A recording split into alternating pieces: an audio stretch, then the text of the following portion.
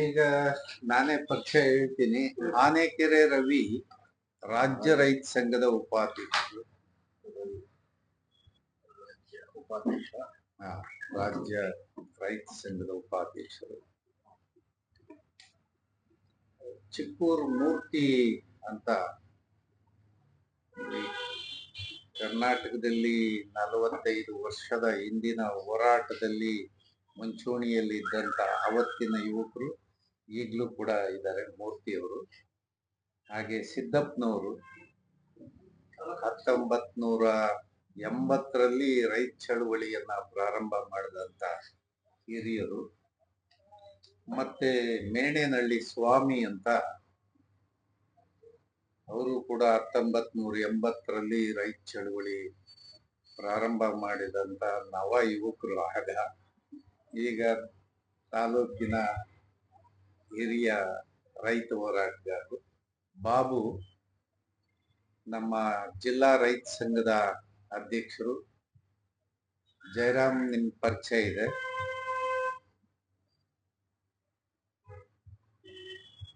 ತಾಲೂಕು ಅಧ್ಯಕ್ಷ ಜಯರಾಮು, ಜಿಲ್ಲಾ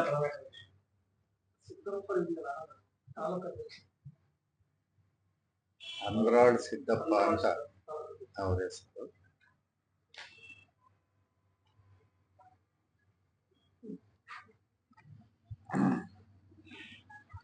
ಸುದ್ದಿಗೋಷ್ಠಿಯ ವಿಶೇಷ ಸುದ್ದಿಯನ್ನ ತಮ್ಮ ಜೊತೆಯಲ್ಲಿ ನಾನು ಶೇರ್ ಮಾಡ್ಕೊಳ್ತೀನಿ. ಎಷ್ಟು ಸಾಧ್ಯ ಆಗುತ್ತೋ ಅಷ್ಟು ಒಂದು ಸ್ಟೇಟ್ ಲೆವೆಲ್ ಸುದ್ದಿ ಆದರೆ ತುಂಬಾ ಸಂತೋಷ. ಬರುವ ಮಾರ್ಚ್ 10ನೇ ತಾರೀಕು ನಾವು ರಾಜ್ ಘಾಟ್ನಲ್ಲಿ ದೆಹಲಿ ಮಹಾತ್ಮ ಗಾಂಧಿ ಅವರ ಸಮಾಧಿ ಬಳಿ ದೇಶದ ಗಮನ ಸೆಳೀಲಿಕ್ಕೆ, ಕೇಂದ್ರ ಸರ್ಕಾರದ ಗಮನ ಸೆಳೀಲಿಕ್ಕೆ ಕಪ್ಪು ಪಟ್ಟಿಯನ್ನ ಧರಿಸಿ ಒಂದು ಪ್ರತಿಭಟನೆಯನ್ನ ಮಾಡ್ತಾ ಇದ್ದೀವಿ. ಇದರ ಸಬ್ಜೆಕ್ಟು ಭಾರತ ಸರ್ಕಾರ ಇವತ್ತು ಅಮೆರಿಕದ ನಡವಳಿಕೆ ತಾವೆಲ್ಲ ಗಮನಿಸಿದ್ರಿ. ಭಾರತದ ವಸ್ತುಗಳ ಮೇಲೆ ವಿಪರೀತ ತೆರಿಗೆಯನ್ನ ಹಾಕ್ತಕ್ಕಂಥದ್ದು, ಮತ್ತೆ ಕಡಿಮೆ ಮಾಡೋದು, ಜಾಸ್ತಿ ಮಾಡೋದು. ಈ ನಡುವೆ ಇದ್ದಕ್ಕಿದ್ದಂಗೆ 15%ಗೆ ಇಳಿಸಿದ್ರು. ಆ ಪರಿಣಾಮ ಭಾರತ ಸರ್ಕಾರ ಅನೇಕ ಕೊಡುವ ತಗೊಳ್ಳುವ ಒಪ್ಪಂದಕ್ಕೆ ಸಹಿ ಹಾಕಿದೆ.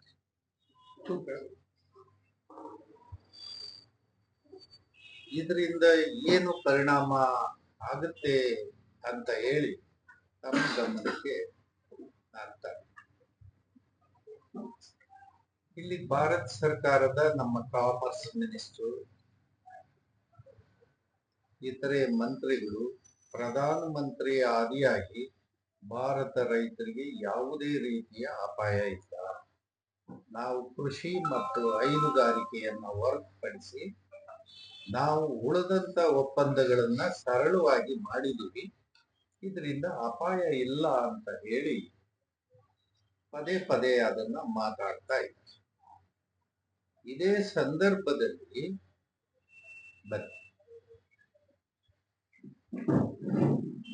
ಸಂದರ್ಭದಲ್ಲಿ ಅಮೆರಿಕ ವಾಷಿಂಗ್ಟನ್ನಲ್ಲಿ ಏನು ಒಪ್ಪಂದಗಳಾಯ್ತು, ಒಪ್ಪಂದದ ನಕಲುಗಳು ಅಲ್ಲಿ ಮೀಡಿಯಾದೆಲ್ಲ ಪಬ್ಲಿಷ್ ಆಗಿದೆ ಅಮೆರಿಕದಲ್ಲಿ.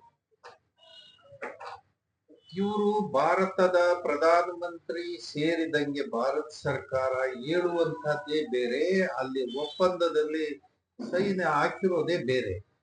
ಹಾಗಾಗಿ ಕೃಷಿ ಅತ್ಯಂತ ಅಪಾಯದ ಕಡೆಗೆ ಹೆಜ್ಜೆ ಇಟ್ಟಿದೆ. ಇಲ್ಲಿ ಮೇಜರ್ ಆಗಿ ಬಹಳ ದೊಡ್ಡ ಅಪಾಯ ಇರ್ತಕ್ಕಂಥದ್ದು ಹೈನು ಮತ್ತು ಕೃಷಿ. ಇಲ್ಲಿ ಹೈನುಗಾರಿಕೆಯಲ್ಲಿ ಯಾವ ರೀತಿ ಡ್ಯಾಮೇಜ್ ಆಗುತ್ತೆ ಅಂದ್ರೆ, ನಿಮಗೆ ಒಂದು ಸರಳವಾದ ಒಂದು ಅಂಕಿಅಂಶ ಹೇಳ್ಬಿಡ್ತೇನೆ. ಅಮೆರಿಕಾದಲ್ಲಿ ಹಾಲಿನ ಉತ್ಪನ್ನ ಇತರೆ ಸೇರಿ ಅವ್ರ ಹತ್ರ ಸ್ಟೋರೇಜ್ ಇದೆ, ಸ್ಟಾಕ್ ಇಟ್ಕೊಂಡಿದ್ದಾರೆ. ನಮ್ಮ ಮಾರುಕಟ್ಟೆ ಬೇಕಾಗುತ್ತೆ. ಯಾಕಂದ್ರೆ ಜಗತ್ತಿನ ಚೈನಾ ಭಾರತ ಹೊರತುಪಡಿಸಿದ್ರೆ ಜಗತ್ತಿನ ಯಾವುದೇ ದೇಶಗಳಿಗೆ ಹೋದ್ರೂ ಕೂಡ ಇಷ್ಟು ದೊಡ್ಡ ಮಾರುಕಟ್ಟೆ ಜಗತ್ತಲ್ಲಿ ಚೈನಾದವರು ಬಿಟ್ಕೊಳ್ಳೋದೇ ಇಲ್ಲ. ಉಳಿದಿರೋದು ಭಾರತವನ್ನ ಹೆಂಗಾದ್ರೂ ಮಣಿಸ್ಬೇಕು ಅನ್ನೋದು ಟ್ರಂಪ್ದು ಮಾಸ್ಟರ್ ಪ್ಲಾನ್ ಆಗಿದೆ. ಇದ್ರ ಕೆಳಗಡೆ ಈ ಹೈನುಗಾರಿಕೆಯನ್ನ ಏನಾದ್ರೂ ಅದ್ರ ಒಳಗಡೆ ಆಗಿಬಿಟ್ರೆ ಯಾವ ರೀತಿ ಅಪಾಯ ಆಗುತ್ತೆ ಅಂದ್ರೆ, ಈಗ ಅವ್ರ ಹತ್ರ ಇರ್ತಕ್ಕಂತ ಸ್ಟಾಕ್ ಭಾರತ ದೇಶದ ಪ್ರಜೆಗಳು 141 ಕೋಟಿ ಜನ ನಾವಿದೀವಲ್ಲ, 141 ಕೋಟಿ ಜನ ಪ್ರತಿನಿತ್ಯ ಹಾಲು, ಮೊಸರು, ಬೆಣ್ಣೆ, ತುಪ್ಪ ಅಥವಾ ಚೀಸು ಇತ್ಯಾದಿ ಅದು ಬೈ ಪ್ರಾಡಕ್ಟ್ಸ್ ಏನ್ ಬರ್ತದೆ ಅದನ್ನ ಪ್ರತಿ ದಿವಸ 140 ಕೋಟಿ ಜನ ಬಳಕೆ ಮಾಡಿದ್ರೆ 11 ವರ್ಷ ಸಪ್ಲೈ ಮಾಡುವಷ್ಟು ಅವ್ರ ಹತ್ರ ಸ್ಟಾಕ್. ಇದನ್ನ ಅವರು ಖಾಲಿ ಮಾಡ್ಕೋಬೇಕಾಗಿದೆ, ಅನಿವಾರ್ಯವಾಗಿ ಖಾಲಿ ಮಾಡ್ಕೋಬೇಕಾಗಿದೆ. ನಮ್ಮ ಭಾರತದ ಹೈನು ದರ ಏನಿದೆ, ಹಾಲಿನ ದರ, ಮೊಸರು, ಬೆಣ್ಣೆ, ತುಪ್ಪ ದರ ಏನಿದೆ, ಇದರಲ್ಲಿ ಅರ್ಧ ಭಾಗ ರೇಟ್ ಕೊಟ್ಟರು ಸಾಕು, ಅವರು ಇಲ್ಲಿಗೆ ಬಿಕ್ರಿ ಮಾಡಿಬಿಡ್ತಾರೆ, ಡಂಪಿಂಗ್ ಮಾಡಿಬಿಡ್ತಾರೆ. ಆ ಕಾರಣಕ್ಕೆ ಇದು ಒಂದು ಸಾರಿ ನಾವೇನಾರು ಒಪ್ಕೊಂಡು ಅದು ಭಾರತದ ಮಾರುಕಟ್ಟೆಯನ್ನ ಪ್ರವೇಶ ಮಾಡಿದ್ರೆ ನಮ್ಮ ದೇಶೀಯ ಹೈನುಗಾರಿಕೆ ಏನಿರ್ತದೆ ನಮ್ದು 1 ವರ್ಷದೊಳಗಡೆ ಸಂಪೂರ್ಣ ಸರ್ವನಾಶ ಆಗುತ್ತೆ. ಅವರಿಗೆ ಕಾಯಂ ಮಾರುಕಟ್ಟೆ ಆಗುತ್ತೆ. ಇದು ನಿಮಗೆ ಗಮನಕ್ಕೆ ತರ್ತಾ ಇದ್ದೀನಿ. ಕಾಯಂ ಮಾರುಕಟ್ಟೆಯನ್ನ ಹಿಡಿಲಿಕ್ಕೆ ನಮ್ಮ ದರ ಇತ್ಯಾದಿಗಳು ಏನಿದೆಯೋ ಅದಕ್ಕಿಂತ ಕಮ್ಮಿಯಲ್ಲಿ ಸರಬರಾಜು ಮಾಡಿ ಅವರು ನಮ್ಮ ಹೈನುಗಾರಿಕೆಯನ್ನ ಡಿಸ್ಟ್ರಾಯ್ ಮಾಡ್ತಾರೆ. ಇದು major point. Second one major point ಏನಂದ್ರೆ, ಅದು ನಾವು ಬಳಕೆ ಮಾಡಬಹುದಾ? ಯಾವುದನ್ನ? ಅಮೆರಿಕದ ಹೈನು ಅಂದ್ರೆ ಅಲ್ಲಿಯ ಹಾಲಿನ ಉತ್ಪನ್ನಗಳನ್ನ ನಾವು ಬಳಕೆ ಮಾಡಬಹುದಾ? ಭಾರತೀಯರಿಗೆ ಇದು ಪರಿಚಯ ಆಗಬೇಕು. ಯಾಕೆ ಅಂದ್ರೆ, ನಾವು ನಮ್ಮಲ್ಲಿ ಹಸು ಸತ್ರೆ ನಾವು ಅದನ್ನ ಹೊಲ ಗದ್ದೆ ಅಥವಾ ಪಕ್ಷಿಗಳಿಗೆ ಅಥವಾ ಪ್ರಾಣಿಗಳಿಗೂ ಅದು ಆಹಾರ ಆಗುತ್ತೆ ಅಥವಾ ಮಣ್ಣಾಗುತ್ತೆ. ಇದು ನಮ್ಮಲ್ಲಿರುವ ಪದ್ಧತಿ. ಆದ್ರೆ ಅಮೆರಿಕದಲ್ಲಿ ಹಸುಗೆ ಹಾಲು ಕರಿಯೋದು ನಿಂತು ಬಿಟ್ರೆ, ಸ್ಟಾಪ್ ಆಯ್ತು ಅಂದ್ರೆ, ಅದ್ರ ಕೋರ್ಸ್ ಏನಿರುತ್ತೆ ಅದ್ರ ಕೋರ್ಸ್ ಅಲ್ಲಿ ಸ್ಟಾಪ್ ಆಗಿಬಿಟ್ರೆ ಅದು ಡೈರೆಕ್ಟ್ ಆಗಿ ಅದು ಕಸಾಯಿಖಾನೆಗೆ ಬರ್ತದೆ. ಕಸಾಯಿಖಾನೆಗೆ ಬಂದ್ರೆ ಅದು ಮಾಂಸ ಮಾರುಕಟ್ಟೆಗೆ ಬರೋದಿಲ್ಲ. ಅದು ಡೈರೆಕ್ಟ್ ಆಗಿ ನಮ್ಮ ಕ್ಯಾಟಲ್ ಫುಡ್ ಅಂದ್ರೆ ಪಶು ಆಹಾರ ಆಗುತ್ತಲ್ಲ, ಆ ಪಶು ಆಹಾರಕ್ಕೆ ಅದು ಬಂದು ಮಿಶ್ರಣ ಆಗ್ಬಿಡುತ್ತೆ. ಪಶು ಆಹಾರ ಉತ್ಪಾದನೆ ಏನಾಗುತ್ತೋ, ಪಶು ಆಹಾರ ಉತ್ಪಾದನೆಯಲ್ಲಿ ಹಸು ಸಂಪೂರ್ಣವಾಗಿ ಅದು ಆಹಾರ ಆಗಿ ಪರಿವರ್ತನೆ ಆಗ್ಬಿಡುತ್ತೆ. ಇದನ್ನ ನಾವು ಆ ಹಸುಗಳಿಗೆ ಫೀಡ್ ಮಾಡ್ತಾರೆ. ಯಾಕೆ ಅಂದ್ರೆ ಅದು ಪೌಷ್ಟಿಕ ಆಹಾರ. ನಾವೇನು ಇಲ್ಲಿ ಹುಲ್ಲು ಅಥವಾ ಏನೇನು ಹಾಲು ಜಾಸ್ತಿ ಬರ್ಲಿ ಅಂತ ನಾವೇನೇನು ಹಸುಗಳಿಗೆ ಫೀಡ್ ಮಾಡ್ತೀವಿ, ಅದಕ್ಕಿಂತ ಇದು ಕ್ವಾಲಿಟಿ ಅಂದ್ರೆ ಒಳ್ಳೆ ಪೌಷ್ಟಿಕ ಆಹಾರ ಆಗುತ್ತೆ, ಹೆಚ್ಚು ಹಾಲು ಉತ್ಪಾದನೆ ಆಗುತ್ತೆ ಅನ್ನೋ ಕಾರಣಕ್ಕೆ ಇವತ್ತು ಅಮೆರಿಕಾದಲ್ಲಿ ಸ್ಟಿಲ್ ನಾವು ಇದು ಪದ್ಧತಿ ಜಾರಿಯಲ್ಲಿದೆ. ಈಗ ಇದು ನಾನ್ ವೆಜ್ ಹಾಲು ಅಥವಾ ವೆಜಿಟೇರಿಯನ್ ಹಾಲು ಅಂತ ನೋಡುವಾಗ ಇದು ಅತ್ಯಂತ ಭಾರತೀಯರಿಗೆ ಅತ್ಯಂತ ವಿರುದ್ಧವಾದ ದಿಕ್ಕಿನಲ್ಲಿ ಇದು ಉತ್ಪಾದನೆ ಆಗ್ತಾ ಇದೆ. ಭಾರತೀಯರ ಆಹಾರ ಪದ್ಧತಿ ವಿರುದ್ಧವಾಗಿದೆ. ಹಾಗಾಗಿ ಇದನ್ನ ನಮ್ಮ ಜನರಿಗೆ ನಾವು ತಿಳಿಸ್ಬೇಕು. ಯಾಕಂದ್ರೆ ಅವರು ಬಹಳ ದೊಡ್ಡ ಪ್ರಮಾಣದಲ್ಲಿ ಉತ್ಪಾದಕರಾಗಿರೋ ಕಾರಣಕ್ಕೆ ಅವರು ಬಹಳ ಸರಳವಾಗಿ ನಮ್ಮ ಮಾರುಕಟ್ಟೆಯನ್ನ ಕ್ಯಾಪ್ಚರ್ ಮಾಡ್ಲಿಕ್ಕೆ ಅವರು ನಡೆಸ್ತಾ ಇರ್ತಕ್ಕಂತ ಟ್ರಂಪ್ ಸ್ಟ್ರಾಟಜಿ ಏನಿದೆ, ಇದು ಭಾರತೀಯರಾದ ನಾವು ಒಂದು ಪಕ್ಷ ನರೇಂದ್ರ ಮೋದಿ ಒಪ್ಪಿದ್ರು ಅಥವಾ ರಾಹುಲ್ ಗಾಂಧಿ ಒಪ್ಪಿದ್ರು, ನಾವು ಸಂಪೂರ್ಣವಾಗಿ ಇದನ್ನ ತಿರಸ್ಕಾರ ಮಾಡ್ಲಿಕ್ಕೆ ದೇಶದ ಜನ ನಾವು ತಯಾರಿರ್ಬೇಕು ಅನ್ನೋದನ್ನ ನಾನು ಮನವಿ ಮಾಡ್ತಾ ಹೈನುಗಾರಿಕೆಗೆ ಸಂಬಂಧಪಟ್ಟಂಗೆ ಹೇಳ್ತಾ, ಇನ್ನ ಫುಡ್ಡಿಗೆ ಸಂಬಂಧಪಟ್ಟಂಗೆ ಆಹಾರಕ್ಕೆ ಸಂಬಂಧಪಟ್ಟಂಗೆ ಈಗ ನಾವೆಲ್ಲ ಉತ್ಪಾದನೆ ಏನು ದೇಶದಲ್ಲಿ ನಡೀತಾ ಇದೆ, ಈ ಉತ್ಪಾದನೆ ನಮ್ಮಲ್ಲಿ ಹೈಬ್ರಿಡ್ ಅಂತ ಹೇಳಿ ಮಾಡ್ತಾರೆ. ಹೆಚ್ಚು ಇಳುವರಿಯನ್ನ ಕೊಡುವಂತ ತಳಿಗಳನ್ನ ನಾವು ಉತ್ಪಾದನೆ ಮಾಡಿ ಅದ್ರ ಮೂಲಕ ಹೆಚ್ಚು ಆಹಾರ ಉತ್ಪಾದನೆಯಲ್ಲಿ ನಾವು 65ರಿಂದ ಬಹಳ ದೊಡ್ಡ ಪ್ರಗತಿಯನ್ನ ದೇಶದಲ್ಲಿ ಕಂಡಿದೆ. ನಾವು ಅಂದ್ರೆ ಈ ಕಡೆ ನಾವು ಸ್ವಾತಂತ್ರ್ಯ ಪೂರ್ವದಲ್ಲಿ ದೇಶದಲ್ಲಿ 30 ಕೋಟಿ ಜನಸಂಖ್ಯೆ, ಸ್ವಾತಂತ್ರ್ಯ ಪೂರ್ವದಲ್ಲಿ 30 ಕೋಟಿ ಜನಸಂಖ್ಯೆ. ನಾವು ಇವತ್ತು ನಾವು 61ಕ್ಕೆ ಬಂದ್ರೆ ಸ್ವಾತಂತ್ರ್ಯ ಬಂದಾದ್ಮೇಲೆ 35 ಕೋಟಿ ಆಯ್ತು. ನಂತರ 60 ಇಸ್ವಿಗೆ ಬಂದ್ರೆ 41 ಕೋಟಿ ಆಯ್ತು. ಇವತ್ತಿನ ಲೆಕ್ಕ ತಗೊಂಡ್ರೆ ನಮಗೆ 141 144 ಹತ್ರ ಹೋಗ್ತಾ ಇದೆ. ಅಂದ್ರೆ ಜನಸಂಖ್ಯೆ ಜಾಸ್ತಿ ಆಗಿದೆ, ಅದೇ ಪ್ರಕಾರ ಆಹಾರ ಉತ್ಪಾದನೆಯನ್ನು ಹೆಚ್ಚು ಮಾಡಿ ದೇಶದ ರೈತರು ಸಾಧನೆ ಬಹಳ ದೊಡ್ಡದು. ಹಾಗಾಗಿ ಇಲ್ಲಿ ನಾನು ಹೇಳಕ್ ಹೊರಟಿದ್ದು, ಆಹಾರ ಉತ್ಪಾದನೆ ಮಾಡ್ಲಿಕ್ಕೆ ನಾವು ಈ ಏನು ನಮ್ಮ ತಳಿಗಳಿದೆಯಲ್ಲ ಇದನ್ನ ಹೆಚ್ಚು ಇಳುವರಿ ಆಗುವಂತ ತಳಿಗಳಾಗಿ ಮಾರ್ಪಡಿಸಿದ್ವಿ. ಆದರೆ ಇವತ್ತಿನ ಒಂದು ತಂತ್ರಜ್ಞಾನ ಏನಿದೆ ಇದನ್ನ ನಿಮಗೆ ಜ್ಞಾಪಕ ಮಾಡ್ತೀನಿ. ಈಗ ಅಮೆರಿಕದವರು ಈ ಮಾರುಕಟ್ಟೆಯನ್ನ ಕ್ಯಾಪ್ಚರ್ ಮಾಡ್ಲಿಕ್ಕೆ ಏನ್ ಮಾಡ್ತಾ ಇದ್ದಾರೆ ಅಂದ್ರೆ, ಈಗ ಯುರೋಪ್ ಮತ್ತೆ ಅಮೆರಿಕದಲ್ಲಿ ಜೆನೆಟಿಕಲಿ ಮಾಡಿಫೈಡ್ ಫುಡ್ ಅನ್ನ ತಯಾರು ಮಾಡ್ತಾರೆ. ಜೆನೆಟಿಕಲಿ ಮಾಡಿಫೈಡ್ ಅಂದ್ರೆ ಏನು ಅಂದ್ರೆ, ಈ ನಾವು ಕನ್ನಡದಲ್ಲಿ ಸರಳವಾಗಿ ಕುಲಾಂತರಿ ಅಂತೇಳಿ ಕರಿತೀವಿ. ಈ ಕುಲಾಂತರಿಯ ಆಹಾರ ಏನಾಗಿದೆ, ಇದು ಮನುಷ್ಯನ ಆರೋಗ್ಯದ ಮೇಲೆ ನಿಧಾನಕ್ಕೆ ವಿರುದ್ಧ ದಿಕ್ಕಿನಲ್ಲಿ ಕೆಲಸ ಮಾಡುತ್ತೆ. ಈ ಜೆನೆಟಿಕಲಿ ಮಾಡಿಫೈಡ್ ಅಂದ್ರೆ ಕುಲಾಂತರಿ ಈ ಆಹಾರ ಉತ್ಪಾದನೆ ಬಹಳ ಕೆಟ್ಟ ಪರಿಣಾಮ ಬೀರುತ್ತೆ. ನಾವು ಪ್ರೊಫೆಸರ್ ನಂಜುಂಡಸ್ವಾಮಿ ಇರುವಾಗ 99ನಲ್ಲಿ ನಾವು ಯುರೋಪ್ ಕ್ಯಾರವನ್ ಮಾಡಿ ಸುಮಾರು 7-8 ದೇಶಗಳಲ್ಲಿ ಒಂದು ದೊಡ್ಡ ದೊಡ್ಡ ರ್ಯಾಲಿಗಳನ್ನು ಮಾಡಿ ಯುರೋಪಿನ ದೇಶ ತುಂಬಾ ಪ್ರತಿಭಟನೆಯನ್ನ ಮಾಡಿದ್ವಿ.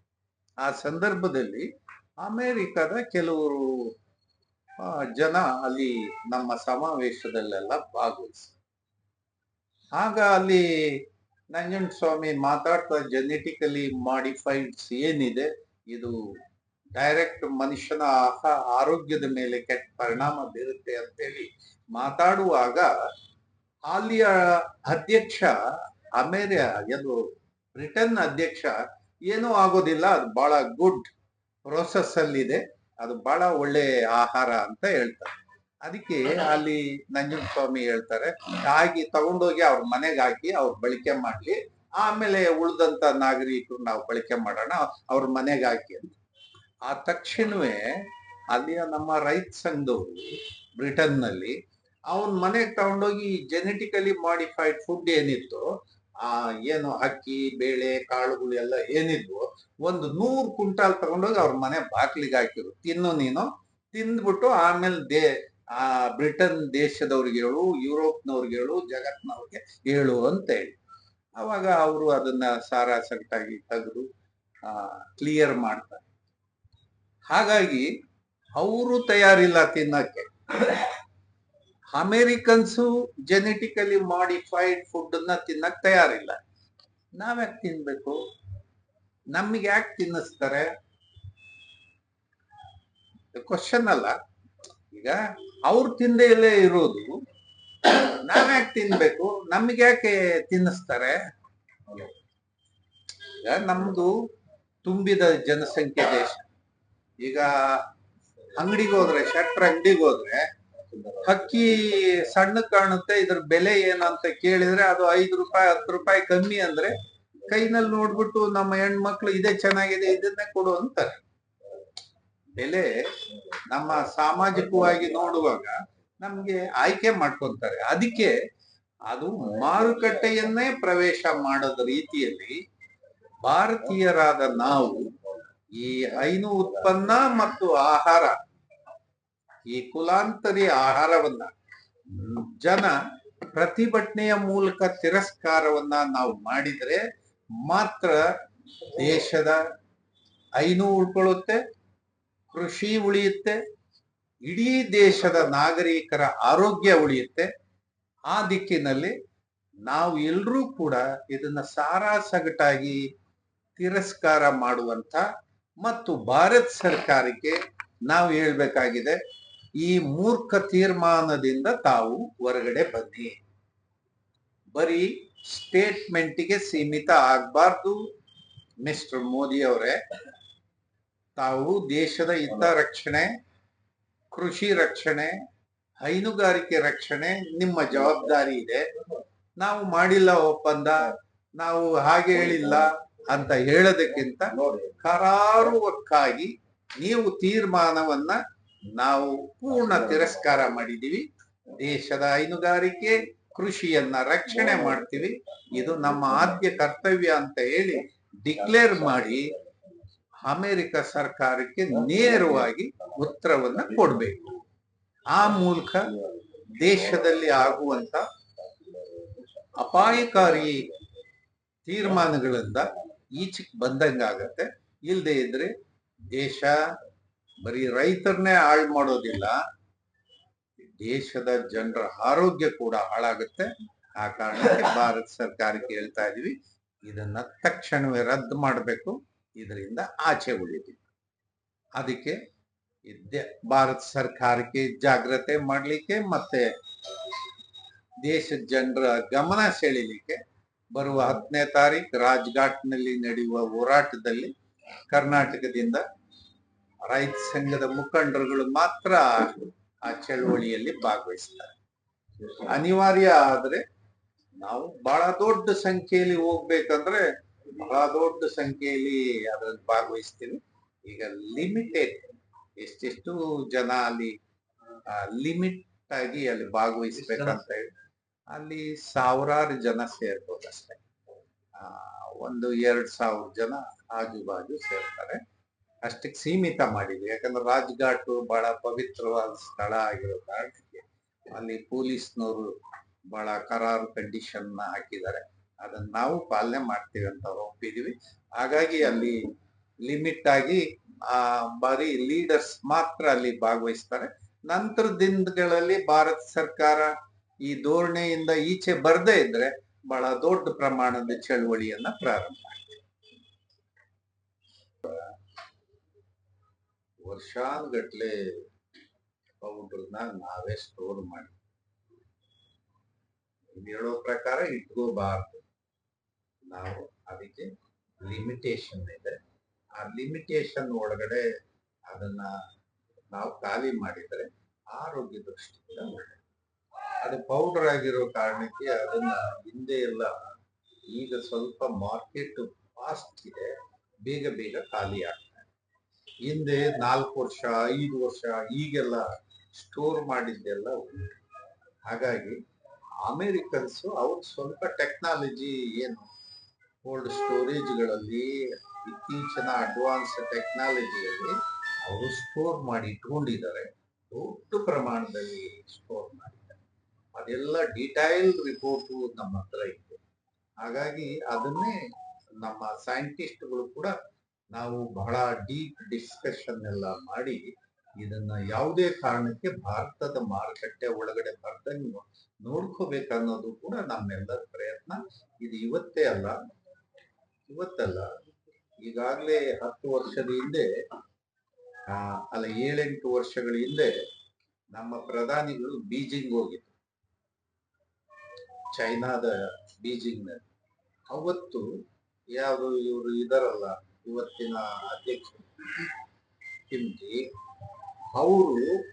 ಅವ್ರ ಉತ್ಪನ್ನವನ್ನ ಇಲ್ಲಿ ಭಾರತದ ಮಾರುಕಟ್ಟೆಗೆ ಡಂಪ್ ಮಾಡ್ಲಿಕ್ಕೆ ಅವರು ಪ್ರಯತ್ನ ಮಾಡಿದ್ದಾರೆ. ಅವತ್ತು ನಾವೆಲ್ಲ ಇಡೀ ದೇಶದ ತುಂಬಾ ಎಲ್ಲಾ ಕಡೆ ಪ್ರತಿಭಟನೆ ಮಾಡಿದ್ವಿ. ಆ ಸಂದರ್ಭದಲ್ಲಿ ನಮ್ಮ ಪ್ರಧಾನಿ ಸೈನ್ ಹಾಕ್ಲಿಲ್ಲ, ಹಾಗೆ ಬಂದ್ಬಿಟ್ರು ಇಲ್ಲಿ ಬೀಜಿಂಗ್ ಇಂದ. ಅವ್ರಿಗೆ ಅರ್ಥ ಆಗಿತ್ತು ಇದು ಒಪ್ಪಂದ ಆದ್ರೆ ನಮ್ಮ ಹೈನುಗಾರಿಕೆ ಕ್ಲೋಸ್ ಆಗ್ಬಿಡುತ್ತೆ. ಇವಾಗ್ಲೂ ಕೂಡ ಪ್ರಧಾನ ಮಂತ್ರಿ ಅವರಿಗೆ ಬೀಜಿಂಗ್ ಅಲ್ಲಿ ತಾವ್ ಯಾಕೆ ಸೈನ್ ಹಾಕ್ಲಿಲ್ಲ ಬಂದ್ರು, ಇವತ್ತು ಅಂಥದ್ದೇ ಪರಿಸ್ಥಿತಿ, ಇನ್ನೂ ಹೆಚ್ಚು ಅಪಾಯದಲ್ಲಿ ಅಮೆರಿಕ ಜೊತೆ ತಾವು ತಗಲಾಕಂತ ಇದ್ರಿ. ಇದನ್ನ ತತ್ಕ್ಷಣ ಕೈ ಬಿಡ್ಬೇಕು, ಈ ಒಪ್ಪಂದ. ಈ ರಿಟ್ಗಳು ಏನಾಗುತ್ತೆ, ತಕ್ಷಣವೇ ಇವೆಲ್ಲ ನಮ್ಗೆ ರಿಸಲ್ಟ್ ಸಿಕ್ಕೋದಿಲ್ಲ. ಪರಿಚಯ, ಅಪಾಯಗಳ ಬಗ್ಗೆ ಪರಿಚಯ ಆಗಬೇಕು. ಆಮೇಲೆ ಇಡೀ ದೇಶದ ವಾಯ್ಸ್, ಪಬ್ಲಿಕ್ ವಾಯ್ಸ್ ರೈಸ್ ಆಗ್ಬೇಕು. ಅದು ಕೂಡ ಈಗ ನಮ್ಮ ದೆಹಲಿಯಲ್ಲಿ ಅಡ್ವೊಕೇಟ್ಸ್ ಅವರು ಕೂಡ ನಮ್ಮ ಸಂಪರ್ಕದಲ್ಲಿ ಇದ್ದಾರೆ, ಮಾತಾಡ್ತಾ ಇದ್ದಾರೆ. ಅದಕ್ಕಿಂತ ಬಹಳ ಸ್ಪೀಡ್ ಆಗಿ ಕೆಲಸ ಆಗೋದು ಇದು. ಆ ಕಾರಣಕ್ಕೆ ಇದು ಪ್ರಯತ್ನ ಮಾಡ್ತಾ ಇದೀವಿ. ನೀವ್ ಹೇಳಿದ್ದು ಗಮನದಲ್ಲಿ ಇದೆ. ನಾವು 10ನೇ ತಾರೀಕು ಡೆಲ್ಲಿಯಲ್ಲಿ ಇದ್ದಾಗ ಅದು